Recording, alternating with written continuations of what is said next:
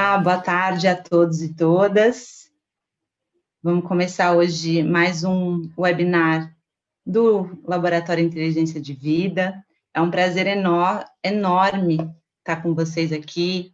Acho que depois de um ano que está quase finalizando, é um ano puxado, um ano de muitos desafios, mas é para mostrar que a gente está junto, a gente continua junto e a gente não descansa se a gente não tiver assim, com mais tranquilidade em relação aos nossos caminhos, aos nossos projetos, e a gente sabe o quanto as escolas ainda estão com muitas dúvidas em relação ao tema que a gente vai cuidar hoje.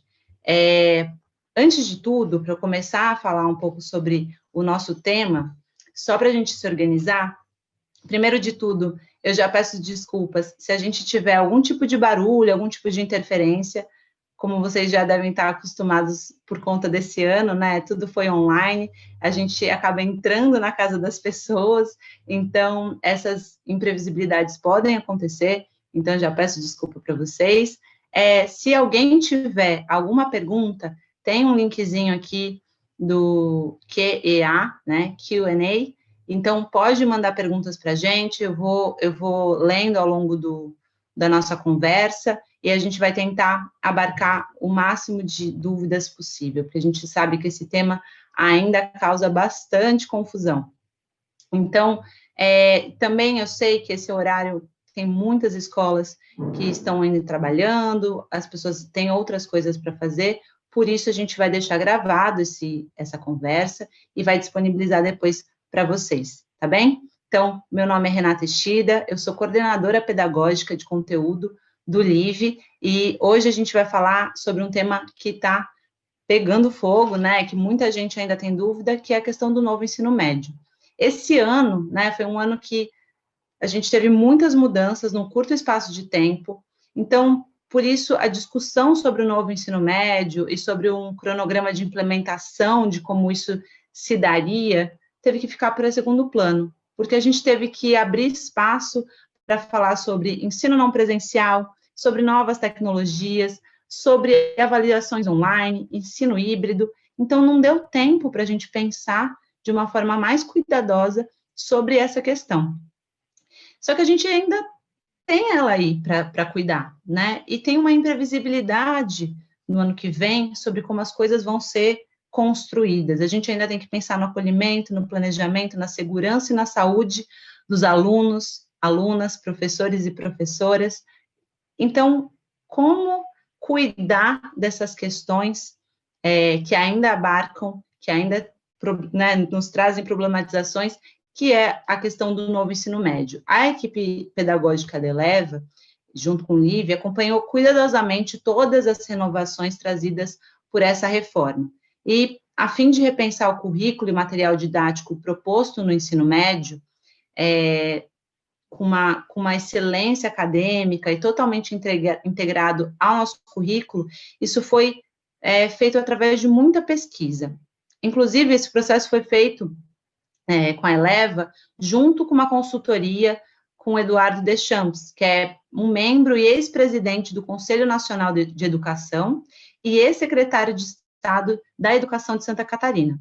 Para trazer essas informações que o Eduardo também pôde disponibilizar para a gente, para trazer aqui essas informações de maneira descomplicada e acessível, porque muitas vezes esses documentos norteadores, eles acabam ficando bastante confusos para a gente, convidamos a diretora pedagógica da plataforma de ensino Eleva, Carolina Pavanelli. Ela é formada em comunicação social pela Universidade Federal Fluminense, possui licenciatura em língua portuguesa, MBA em gestão empresarial pela Fundação Getúlio Vargas e atualmente é mestranda em ciências sociais pela mesma instituição. Ela trabalha há 10 anos com educação, atuando tanto no corpo docente, no chão da escola, em escolas de ensino médio, como liderando o setor pedagógico da plataforma de ensino Eleva, onde é responsável pela elaboração de currículos, de materiais didáticos e por programas de formação de professores. Então, é com muita honra e muita alegria que eu recebo Carolina Pavanelli. Pode vir, acho que ela já está aqui. Estou aqui. Oi, gente, boa tarde. Prazer estar aqui mais uma vez aí nessa parceria com o Live. Que bom, Carol, obrigada pela tua presença. Acho que vai ser muito importante essa troca e você sempre traz esses conteúdos de uma maneira mais descomplicada, né? Porque muitas vezes isso assusta, né, num primeiro momento. Então, a primeira pergunta que eu faço para você é quais são as principais mudanças, né? De uma maneira mais geral e ampla, quais são essas principais mudanças do antigo ensino médio para esse atual? Primeiro eu concordo plenamente com esse seu ponto. Eu acho que quanto mais eu tenho percebido isso, quanto mais a gente conversa sobre o novo ensino médio, mais ele vai ficando um pouco mais descomplicado. Porque, de fato, quando você pega uma BNCC de 700 páginas, você pega o documento de reforma do ensino médio com diversos termos legais, às vezes jurídicos, que você nem entende direito, é claro que isso assusta. E você, a primeira coisa que você pensa é: minha escola não vai conseguir implementar isso nunca. Mas depois, quando você começa a estudar, a conversar um pouco mais, você percebe que sim, vai ser um trabalho, mas que bom que tem um monte de gente pensando sobre isso para a gente poder trocar. Então, de maneira geral, eu acho que as maiores mudanças são mudanças curriculares e mudanças estruturais. É claro que as mudanças estruturais são aquelas que assustam mais no primeiro momento, porque a gente está falando de aumento de carga horária, a gente está falando de uma divisão em duas linhas, uma linha que é uma formação geral básica, obrigatória a todos os alunos vão ter que passar por essa linha, e uma outra linha que são os itinerários formativos, que é a parte flexível, que os alunos vão poder escolher no que eles querem se especializar em dois itinerários. Eu quero me especializar em matemática, ou humanas, ou natureza, porque eventualmente eu quero fazer medicina. Então, tem uma mudança estrutural muito grande, de sim, aumento de carga horária, que vai ser realidade para algumas escolas, tá? E para outras nem vai ser tanto realidade assim, porque elas já trabalham, nem sabem, mas já trabalham com o que o novo ensino médio pede. Então, sim, essa é uma mudança estrutural grande de escolha dos alunos, de espaço físico da escola, de experiência do professor. Então, a gente tem que pensar nisso. E a parte curricular, que, obviamente, conversa com essa parte estrutural, mas que, para além dessa formação geral básica, existe uma linha ali de itinerários formativos dentro das áreas do conhecimento e do ensino técnico, se assim for a vontade do aluno, e a possibilidade também, vontade da escola, a obrigatoriedade de um projeto de vida, de trabalhar com o aluno o socioemocional, a cidadania, a noção de espaço, não mais como um adendo no currículo, uma coisa legal que eu coloco aqui na minha escola, que é importante para os meus alunos, mas, de fato, contemplado no currículo, tem que mostrar no projeto político-pedagógico da minha escola como é que eu trabalho o projeto de vida, a possibilidade de eletivas, a possibilidade de EAD. A gente, até 2020, EAD ainda era uma coisa meio distante, era uma coisa, vai vir, um dia vai vir, um dia vai vir. Quando a gente começou a falar de novo ensino médio, era, meu Deus, como é que vai ser esse negócio de EAD? Como é que vai ser o aluno estudar de casa? Chegando no final de 2020, a gente vê, bom, essa parte a gente meio que já aprendeu. Então, aquele bicho de 7 cabeças, talvez hoje ele tenha 3, talvez ele não tenha 7. Então, a gente já sabe um pouco mais como performar.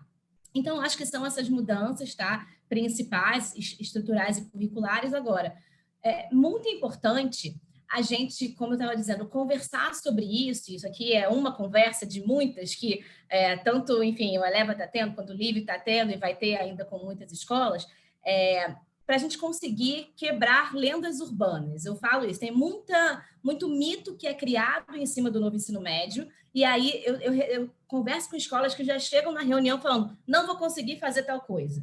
E eu digo, mas quem disse que você tem que fazer tal coisa? Não vou conseguir entregar ensino técnico, mas quem disse que você é obrigado? Então, a gente tem que, nessas conversas, tentar quebrar esses mitos para ter mais tranquilidade, como você falou, nesse processo.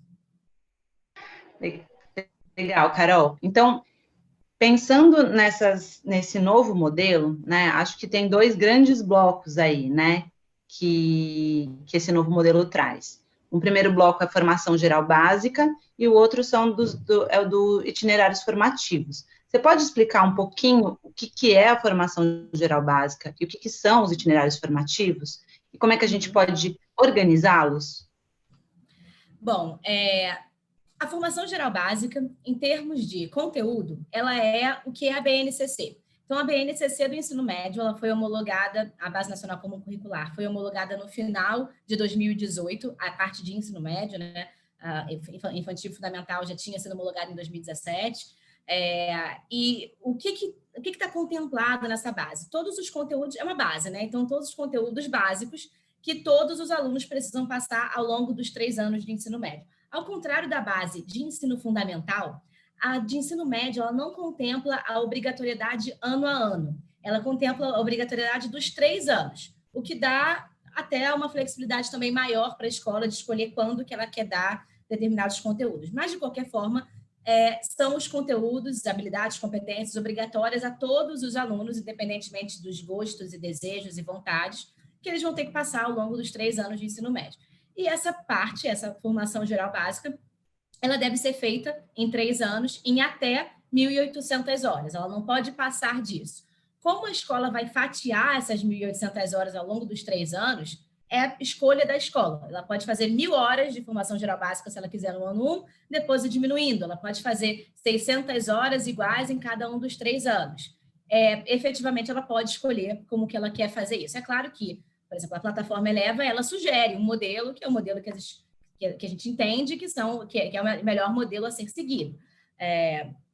Mas, na prática, ela pode fazer do jeito que ela quiser. E a outra parte, que é de itinerários formativos, enquanto a FGB, né, a Formação Geral Básica, são até 1.800 horas, os itinerários são 1.200 horas ou mais. E o que são esses itinerários formativos? São trilhas flexíveis, que são de escolha do aluno. Esses itinerários, a escola deve oferecer pelo menos um, tá? E não precisa, aí já é uma lenda urbana, não precisa oferecer os 5, não precisa oferecer 4, pode oferecer um, se ela quiser. Claro que talvez não seja tão prático para os seus alunos, mas se a escola descobrir que todos os alunos querem fazer engenharia, num mundo desse, ela ainda oferece só matemática, mas enfim.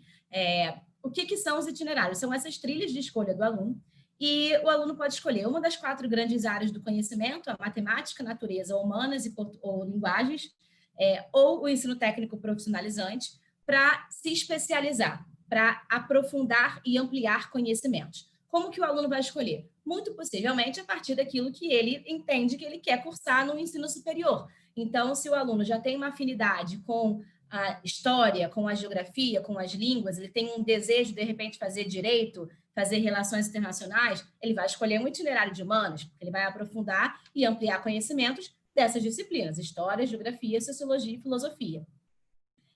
Então, é assim que se arranja, né?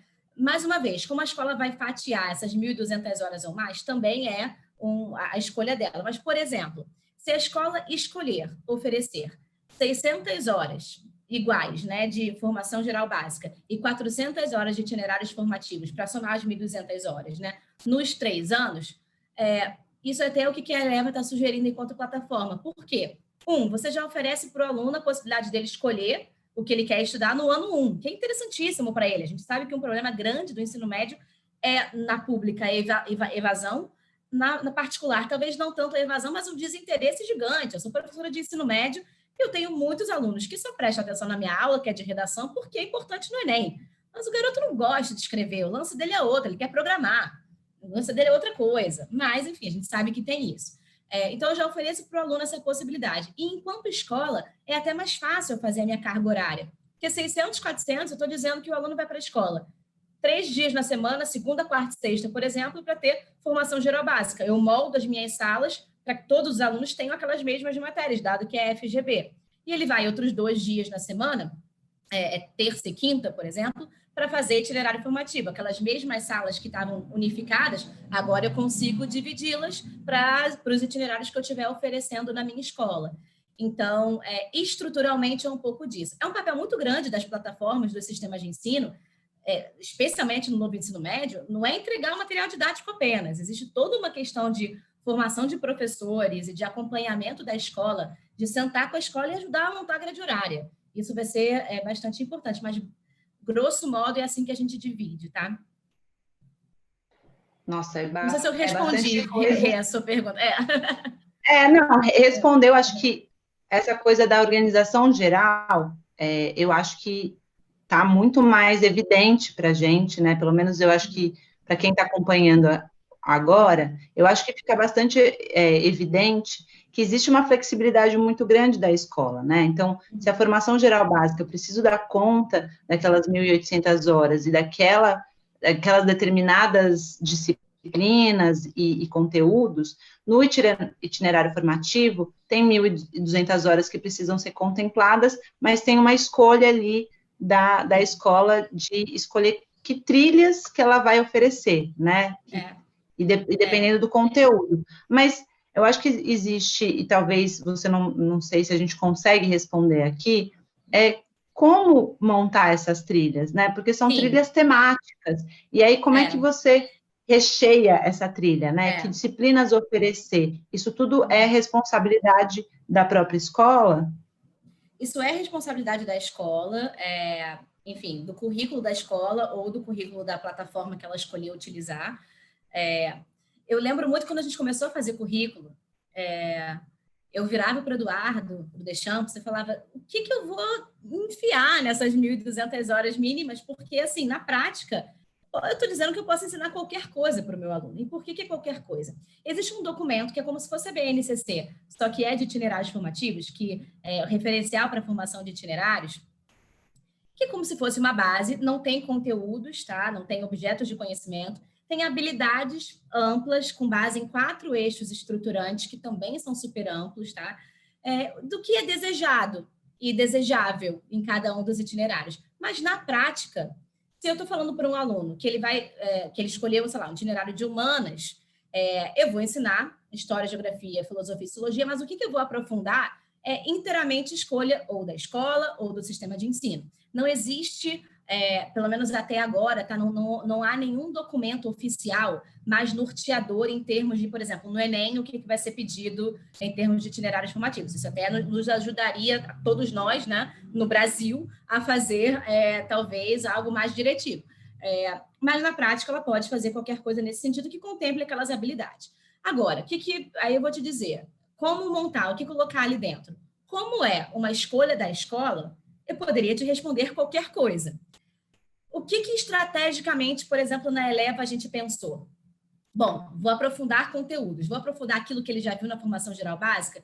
Será que não vai ficar chato? Ele aprendeu Revolução Francesa, aí ele vai aprender mais Revolução Francesa? Como que é isso? Ele aprendeu, sei lá, polinômios, aí ele vai aprender polinômios de uma forma mais difícil? E o que é difícil e fácil? Como é que eu vou dosar o que é o difícil e o que é para quem quer aprofundar e o fácil que é para todo mundo, ou enfim, o que é o esperado para todo mundo? O que a gente pensou estrategicamente muito também a partir da orientação do Deschamps? Muito possivelmente, e eu já vou adiantar um assunto que eu sei que você vai me perguntar lá na frente, mas depois a gente volta a ele. Muito possivelmente, o dia 2 do Enem vai ser um dia voltado para os itinerários formativos. Algo como uma específica, né? Uma prova específica que existe em tantos outros vestibulares ainda no Brasil. Então, o que o Deschamps sugeriu e a gente fez e ficou muito interessante? Foca nos cursos que os alunos querem. Então, a gente fez um levantamento, tanto dos alunos das escolas do Grupo Eleva, quanto mesmo no INEP, de quais são os cursos mais concorridos nas universidades dentro dessas áreas do conhecimento. E daí formamos itinerários formativos que sejam quase que, sim, obviamente, uma ampliação e um aprofundamento, mas também um gostinho do que ele vai ter na faculdade. Então, o aluno, o sonho dele é ser médico, a família dele é de médicos, ele quer muito ser médico. Ele vai chegar logo no itinerário formativo e ter uma aula de histologia e embriologia, porque ele vai ter isso na faculdade. É claro que não com o nível da universidade, mas com a linguagem do ensino médio, mas com o interesse dele. Então, a gente montou itinerários formativos com esse olhar para os cursos concorridos lá na frente, e aí a gente pensou nas matérias para aprofundar os conhecimentos e ampliar os conhecimentos nesse sentido. A gente entende que isso é muito mais atraente para o aluno, que, bom, finalmente ele tem como escolher um pouquinho do que ele vai estudar, do que é interesse dele. Então, não vamos fazer só um aprofundamento meio chato daquilo que ele... Tudo bem que ele gosta, né? Mas meio chato daquilo que ele já aprendeu. Mas por que não fazer algo mais interessante e mais voltado para o projeto de vida, para o mercado de trabalho, para o mundo do trabalho dele? Legal. Falando em projeto de vida, né, que você falou que é isso, né, os alunos vão escolher a trilha que quer seguir, a partir desses desejos, desses interesses e do seu projeto de vida. Mas acho que eu faço duas perguntas, né, que eu acho que talvez seja uma questão para os próprios alunos e para os professores, assim. Os alunos, será que eles estão preparados para fazer essa escolha? É possível, por exemplo, começar uma trilha e querer mudar no meio do caminho, né? E você acha que o projeto de vida, ele pode ajudar a fazer essa escolha? Porque depois eu acho que a gente pode falar onde entra o projeto de vida dentro do novo ensino médio e com mais calma, mas pensando nisso, né, a escolha de um itinerário formativo faz parte desse projeto de vida do aluno. Então, só que será que do nono para o primeiro ano eles estão prontos para fazer essa escolha? Como é que a escola pode ajudar? Se ele pode mudar essa escolha no meio do caminho? E como é que o projeto de vida talvez ajude nisso? Olha, essa coisa de será que eles estão prontos para fazer essa escolha? Gente, eu tenho 33 anos, tem escolhas que eu ainda bato cabeça para fazer. A gente nunca deixa de se confrontar com isso, né? De quais são as escolhas mais certas para a gente. Mas, com certeza, é algo muito complexo para uma criança, para um adolescente. Os meus alunos são todos crianças para mim, tá? Enfim, eles são todos muito mais altos que eu, mas são todos crianças para mim. Mas uma criança de 14, 13 anos decidir, de fato, é difícil. Então, eu divido a minha resposta, acho que em duas partes. A primeira foi a segunda pergunta sua. Pode mudar? Pode mudar. Tá? A gente tem que pensar nessas 1.200 horas mínimas do itinerário formativo como um sistema de créditos na universidade. Tá? Ele vai acumulando as horas ao longo dos 3 anos. No final, lá dos 3 anos, ele tem que ter no mínimo 1.200. Se ele tiver mais do que isso, tudo bem. O currículo instrutivo de São Paulo, por exemplo, a sugestão do currículo de São Paulo é de 1.350, salvo engano. E aí você vai ver a FGB com 1.800 e o restante é todo de itinerário formativo, porque eles querem, enfim, optaram por colocar mais, a escola pode fazer, a pública é obrigada a fazer, a particular pode optar ali o que ela acha melhor. E aí, enfim, ele pode mudar, se ele começar ali, vamos supor que a escola desde o primeiro ano oferece itinerário. Ele começou fazendo natureza, porque ele achava que ele queria ser médico, mas ele percebeu que, na verdade, ele quer ser engenheiro. Ele pode mudar do itinerário de natureza para o itinerário de matemática, do ano 1 para o ano 2. Ele pode até mudar do ano 2 para o ano 3. Ele não perde as horas do ano anterior. Ele pode perder os conteúdos, tá? Porque aí, de fato, a menos que a escola tenha matérias que sejam integradas entre um itinerário e outro, isso pode acontecer, ele pode perder conteúdos que depois cada escola pode escolher se pode oferecer para o aluno por meio de um EAD, por meio de aulas de reforço no ano seguinte, enfim, a escola pode escolher fazer isso, tá? Mas ele pode mudar. E eu acredito que muitos alunos vão mudar, tá? Mas aí a outra parte da sua pergunta que será que ele está preparado e como que o projeto de vida pode ajudar? Eu tenho para mim que o projeto de vida ele não deve começar no primeiro dia de aula do primeiro ano. O projeto de vida é algo que a escola deve implementar desde o primeiro dia de aula do aluno lá nos piquititos, lá no infantil, né? É claro que levando em consideração em cada faixa etária, obviamente, mas, sim, esse tipo de processo não é um processo que, do nada, o aluno vai conseguir começar a fazer. Então, algo assim, muito importante é que o aluno do nono ano, a gente pensa pouco sobre ele, porque a gente fala de ensino médio, mas o aluno do nono ano, ele precisa, já em 2021, ser acompanhado e ser instruído. E é preciso mostrar para esse aluno, olha, ano que vem, na verdade, esse ano, você vai fazer uma escolha para o ano que vem.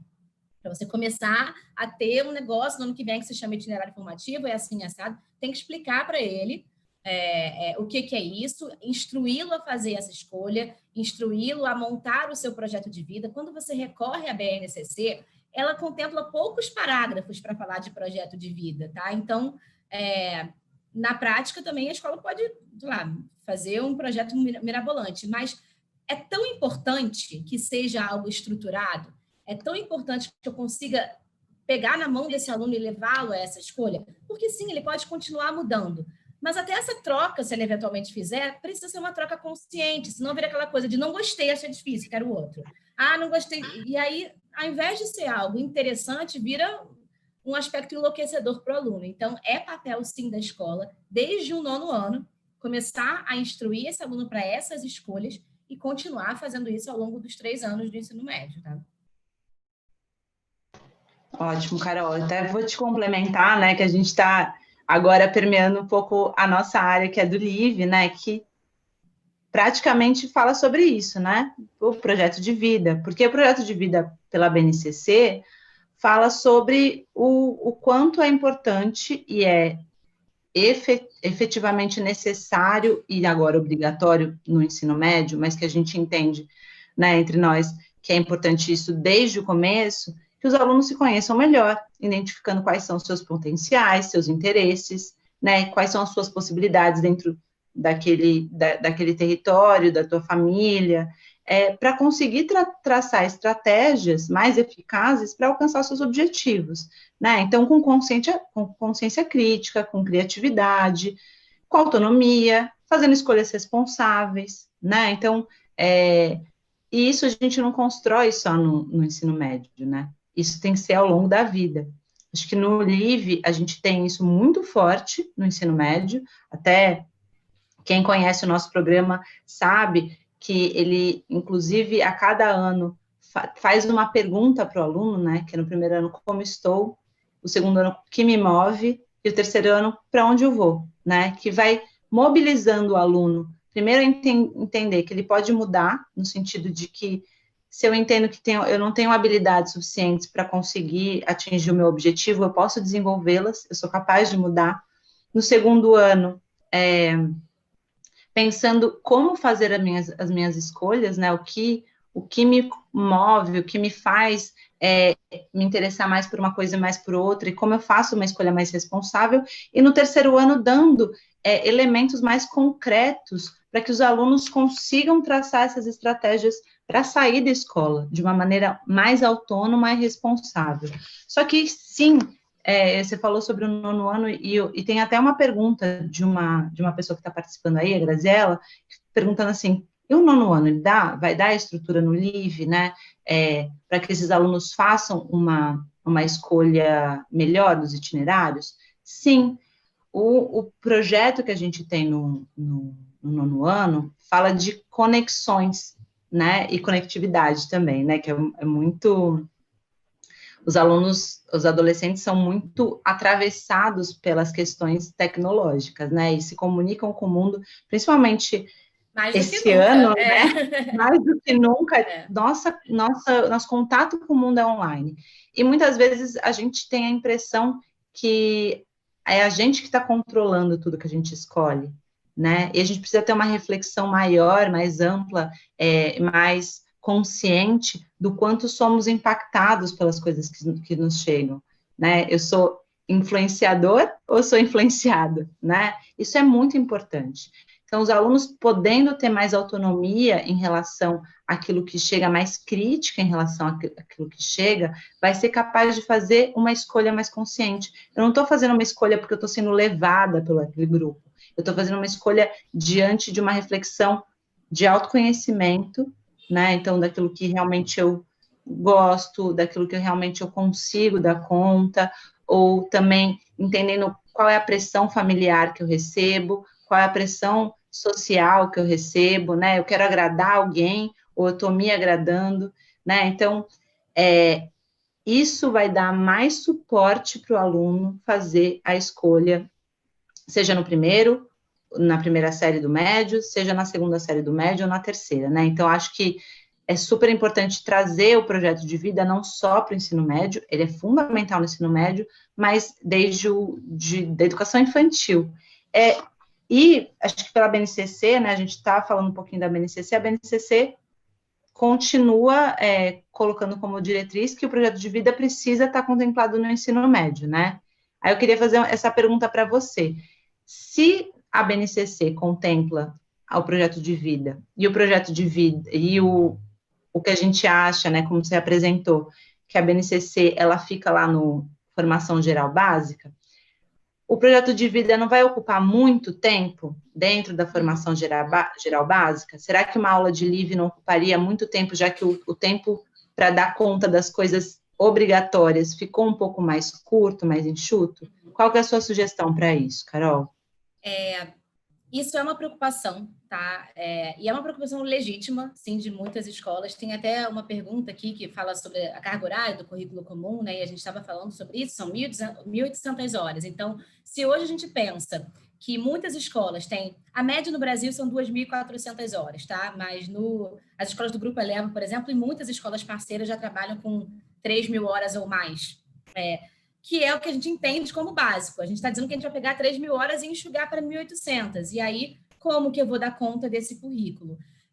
Tem uma coisa que não é para... Eu não estou rasgando cedo porque eu estou no evento de Live, não, porque eu sempre falo isso, tá? E o Live eu tenho um carinho especial porque eu estava na primeira reunião de elaboração do Live, lá atrás, numa sala pequenininha, pensando os nomes das habilidades. Então, é muito interessante ver esse projeto crescer do jeito que cresceu.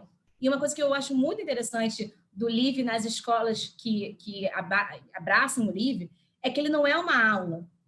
Ele é como vocês dizem, ele é um pilar da escola. Ele vira uma essência da escola, não é uma aula só que o aluno tem, tá? Então, isso já diz muito sobre o projeto de vida. O projeto de vida ele não precisa ser uma aula, ele não deve ser uma palestra.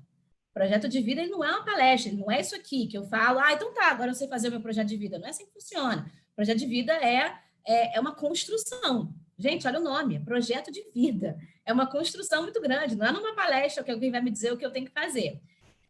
Então, eu já acho que contempla muito mais do que em onde que eu vou encaixar isso aqui. Mas é claro que encaixar é muito importante. E aí vem isso que você trouxe, e muitas escolas me perguntam, como é que eu vou encaixar projeto de vida nessas 1.800 horas, que já são super enxutas, porque eu estou tirando, sei lá, de 2.400 horas, 3.000 horas para 1.800. Não tenho tempo de colocar uma aula, um dia na grade, 1, 2 aulas para falar de projeto de vida.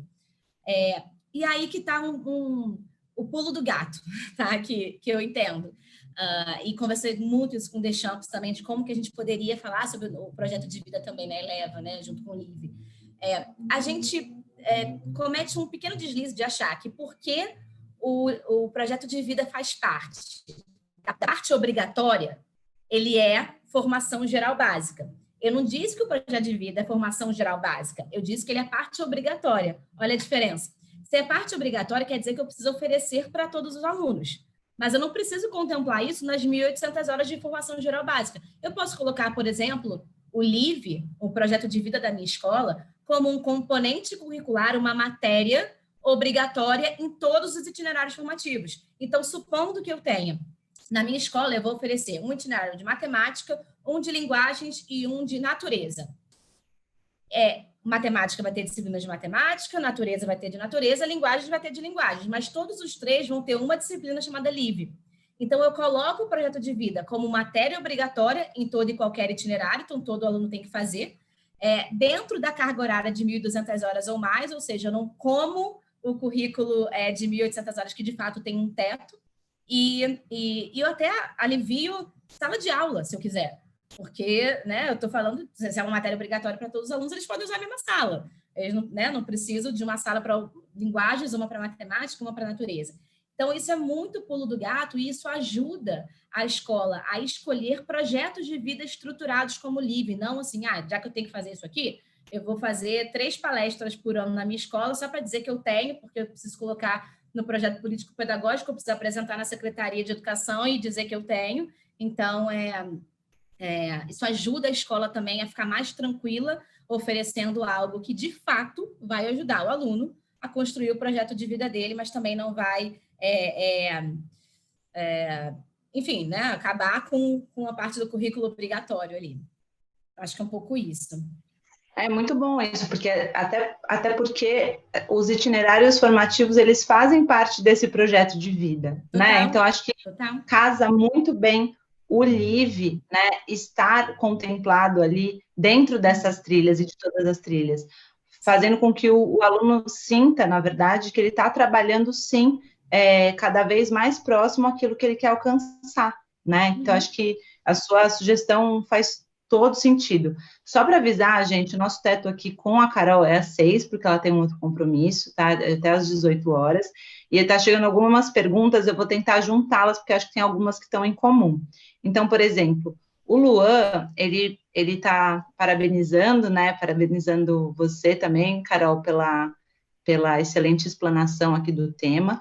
E ele gostaria de saber em que medida o professor ele pode ponderar, vai saber ponderar aquilo que ele pode aprofundar nos conteúdos, né? Até que, se é um aprofundamento, até que ponto eu me aprofundo? Uhum. E a Betânia, ela está perguntando, a Betânia Pimenta, está perguntando se são os próprios professores das disciplinas atuais que vão poder dar as aulas dessas novas disciplinas, ou as escolas vão ter que contratar professores especializados para fazer essa formação dos itinerários, né?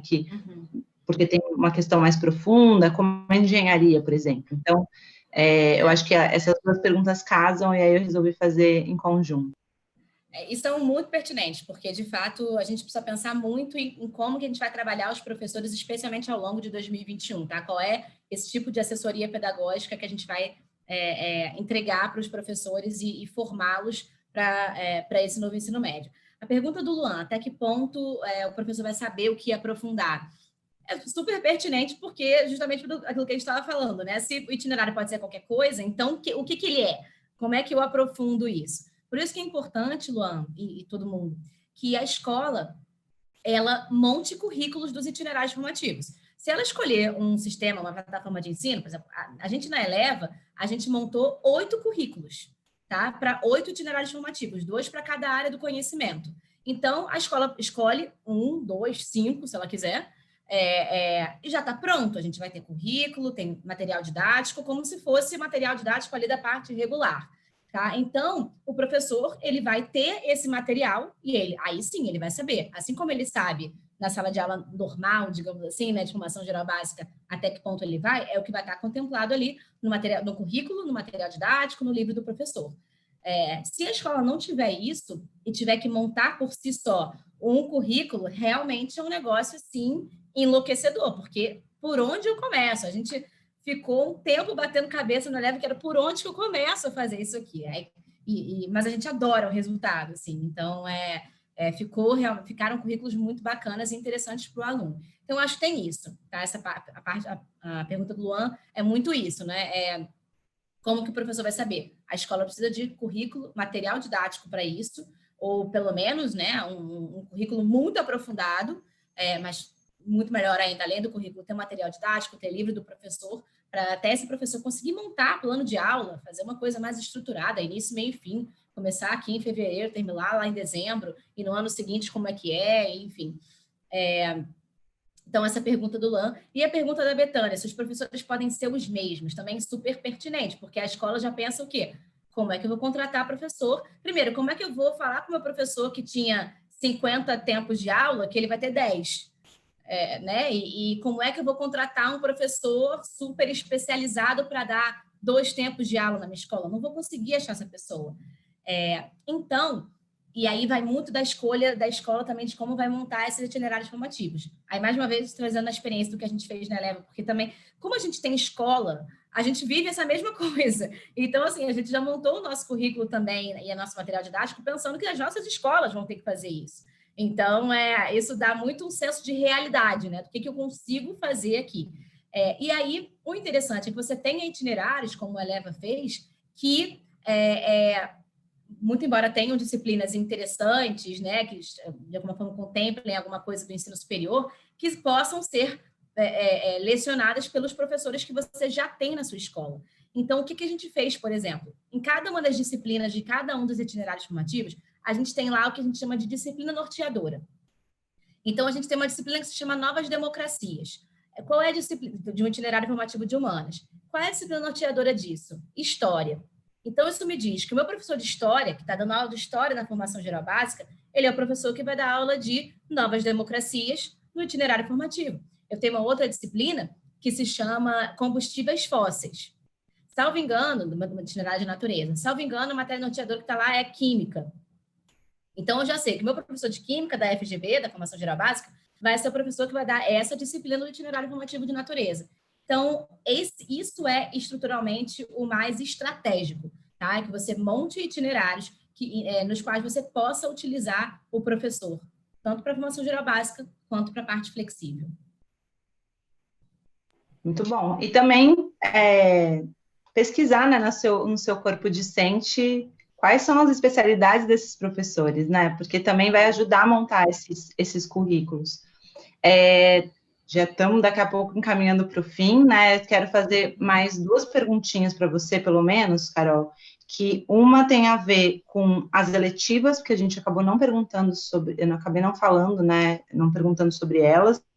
Então, tem a pergunta da Andrea Marini, que gostaria de entender melhor como funcionam as eletivas. Elas fazem a parte apenas das trilhas ou será atrelada a outra, como na faculdade, né? Então, como é que, onde essas eletivas se encaixam? E uma pergunta também sobre o Enem, né? A partir de que ano esse segundo dia mais específico do Enem ele começa a funcionar, tá? Vou falar a primeira pergunta, porque a segunda é a pergunta de $1 milhão, né? Mas vamos lá, que fala sobre o Enem. Sobre as eletivas, na verdade, também não existe um direcionamento oficial de obrigatoriamente essas eletivas precisam ser de outro itinerário, ou enfim. O que existe é que o aluno deve fazer pelo menos uma eletiva por ano, tá? Pelo menos uma. 200 horas de cada ano podem ser contempladas em EAD, não precisa da eletiva ou do itinerário, pode ser quaisquer horas dessas 3.000 dos 3 anos, né, das 1.000 horas por ano, mas a minha experiência é que as escolas vão preferir fazer no itinerário formativo, tá? E especialmente em termos de eletivas. É isso que no Eleva a gente está fazendo também. A gente está montando eletivas EAD.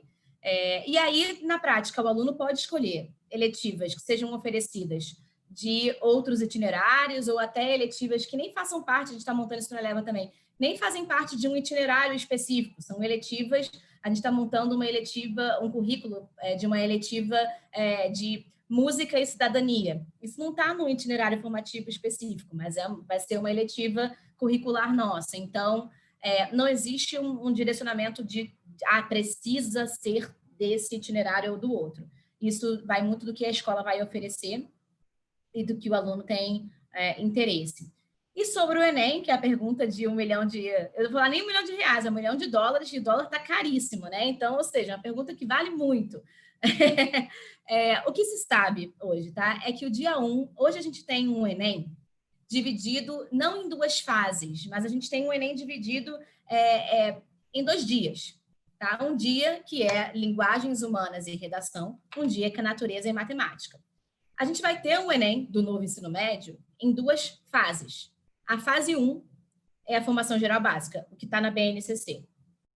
Algo parecido, todas as matérias, né? Algo parecido com o que era o Enem antes de 2009, o Enem que eu fiz, por exemplo. O dia 2, o que se sabe dele até agora, não tem um documento diretivo, mas o que se sabe dele até agora é que o dia 2, ele vai ser uma específica dos itinerários formativos, tá? Quando que ele vai mudar? Estima-se que o Enem mude em 2024, tá? É por isso que a gente está encaminhando o novo ensino médio, especialmente no caso do Eleva, a partir de 2022, porque se a gente começasse no ano que vem, primeiro que ia ser muito corrido para a escola estruturar isso, segundo que o aluno que começasse ano que vem, ele faria um Enem em 2023, igual que a gente tem hoje. E ele não ia estar preparado para esse Enem, ele ia estar preparado para um Enem outro, né? Então, estima-se que o Enem mude em 2024. A partir de 2023, a gente já deve ter documentos oficiais disso, do que se espera em cada um dos dias, mas a gente está no aguardo a cada momento aí poder sair algum documento mais diretivo também em relação ao Enem. Não existe ele hoje, tá? O que existe é essa informação aí que eu acabei de dar, mas não existe um documento ainda que fale sobre isso. Antes de 2024, o Enem não muda, tá? Porque não tem nem como estruturar isso até lá. Tá, eu acho que todo mundo fica um pouco ansioso, né? Porque até os próprios alunos e alunas devem perguntar isso para os professores, porque a grande preocupação, né? Se antes era cai na prova, cai no Enem, né? Preciso prestar atenção, porque cai no Enem. Tem só uma última pergunta da Graziela. A escola tem que oferecer as eletivas ou não? É obrigatório ter eletiva? A escola precisa oferecer eletiva, tá? Mas o formato que a escola vai oferecer essa eletiva a escola pode escolher. A escola pode, por exemplo, a partir dos itinerários formativos que ela escolheu ali, eu tenho 3 itinerários. Ela pode pincelar disciplinas dentro desses itinerários e dizer para os alunos delas, olha, vocês podem escolher, bom, eu tenho aqui linguagem, natureza e humanas. Linguagem, vocês podem escolher entre natureza e humanas, o que vocês querem fazer aqui? Natureza, você pode escolher você pode fazer isso. Ou a escola pode escolher também comprar, enfim, adquirir eletivas que sejam EAD, por exemplo, até para o aluno poder fazer fora do tempo que ele está na escola.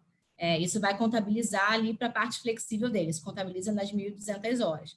Então, assim, o formato que a escola vai oferecer é de escolha da escola, mas ela, que ela precisa oferecer, ela precisa. Tá? Tá bem, Carol. Eu vou fazer com que, né, também você consiga chegar no seu próximo evento. Eu quero muito te agradecer a tua presença. Eu sei que você está sendo super disputada, até porque esse é um assunto que tem causado muitas dúvidas para as pessoas. Eu sei que foi muito importante para quem está aqui, provavelmente deve ter tirado um monte de dúvida. De novo, esse conteúdo vai ficar gravado, tá, gente? Depois vocês podem acessar. Carol, se você quiser dar mais alguma palavrinha, um consolo para as escolas, porque eu sei que deve ser um momento difícil também de reestruturar esse currículo dentro de uma situação de pandemia, né? Então, é sempre pensando nessa questão online, ensino híbrido e ainda um novo ensino médio. Então, se você quiser fazer uma palavrinha e se despedir, o microfone é seu, e já agradeço imensamente a sua participação hoje. Uma palavra de paz, né? Porque realmente é difícil. Bom, gente, na verdade, eu dizer que se você sair dessa reunião aqui, dessa nossa conversa, sem nenhuma dúvida, eu não vou dizer que é porque a gente consegue explicar muito bem, eu e Renata, porque é impossível. A gente, assim, é claro que é normal que você tenha muitas dúvidas, é normal que ainda tenham muitas caraminholas ali na cabeça e que isso vá sendo analisado e resolvido com o tempo. Não é algo trivial, é uma mudança grande. A melhor das notícias que a gente teve é que não precisa começar em 2021, já era uma excelente notícia em janeiro desse ano, que não tinha pandemia. No meio de uma pandemia, que a gente tem que entender como é que se faz ensino híbrido, entender como é que vai voltar às aulas, ano que vem, vacina não tem vacina agora, como é que eu vou voltar às aulas em fevereiro ano que vem? Então, assim, já tem tudo isso. E ainda assim, eu vou precisar estruturar o ensino médio, o melhor dos mundos não precisa ser 2021. Então, o que eu sugiro é que a gente tem feito isso com as escolas parceiras do Eleva, na verdade, com a maioria das nossas escolas parceiras, a gente já começou agora, em agosto, a começar a virar essa chave do novo ensino médio. Mas eu sugiro fortemente que as escolas, assim, no início do ano letivo de 2021, já comece a tentar estruturar grade horária, o projeto de vida com os alunos, especialmente as conversas com o nono ano, formação de professores, tem que entender o que os seus alunos querem, tem que perguntar para eles, como é que você vai saber quais itinerários oferecer? Eles têm que te dizer o que eles querem, como é que você vai perguntar isso para eles? Tem que explicar para eles o que é essa escolha, enfim, não dá para fazer isso em outubro de 2021, isso tem que ser feito. Começaram as aulas, entendi como é que vai ser isso aqui, vai ser híbrido ainda, não sei, vamos ver, mas já começar a se estruturar dessa forma.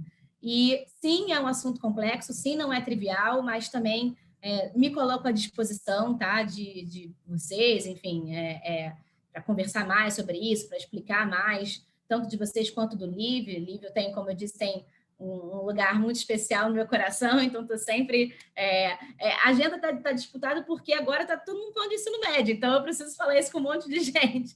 Mas, assim, sempre que possível, a gente pode conversar sobre isso, e é isso que eu falei lá no início. Quanto mais a gente conversa, mais a gente vai entendendo, tá? Eu comecei a fazer currículo de novo ensino médio para a Eleva em setembro de 2018. Não, em setembro de 2019.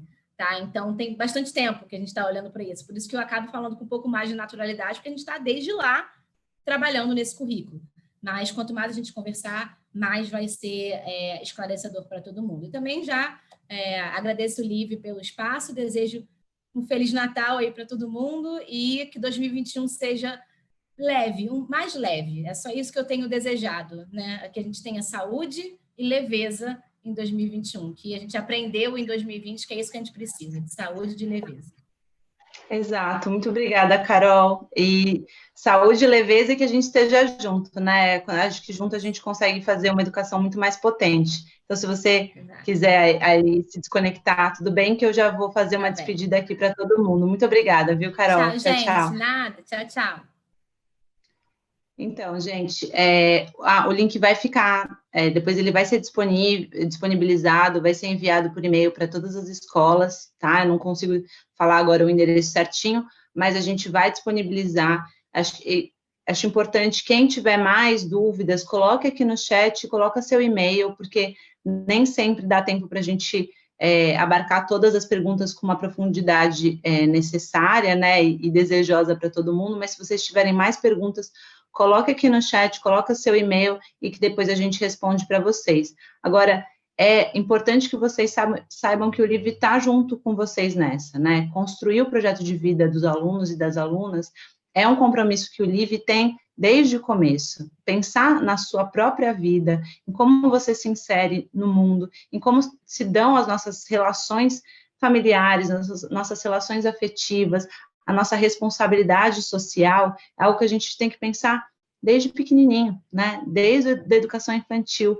Não é chegar no ensino médio e, de repente, a gente se deparar com o mundo e com uma necessidade de escolha, né? Então, poder propiciar para os estudantes essa construção de si, né, dentro de um mundo em que eu sou responsável por ele também, né, é extremamente importante e não se dá do dia para a noite, mas que a gente está aqui juntos, como a Carol Pavanelli pôde falar para a gente, é sim muito possível e, na verdade, até interessante ter o LIVE dentro desse cronograma curricular, até porque são muito mais horas que as escolas vão ter que oferecer para os alunos. Então, disponibilizar já um currículo de uma aula semanal, pensando no projeto de vida, também pode aliviar essa grande tarefa que os professores vão ter de criar novas aulas, um novo currículo. Então, a gente está aqui com vocês, tá? Muito obrigada pela presença, pela participação,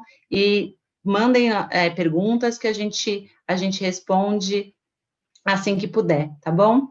Um grande abraço e até já.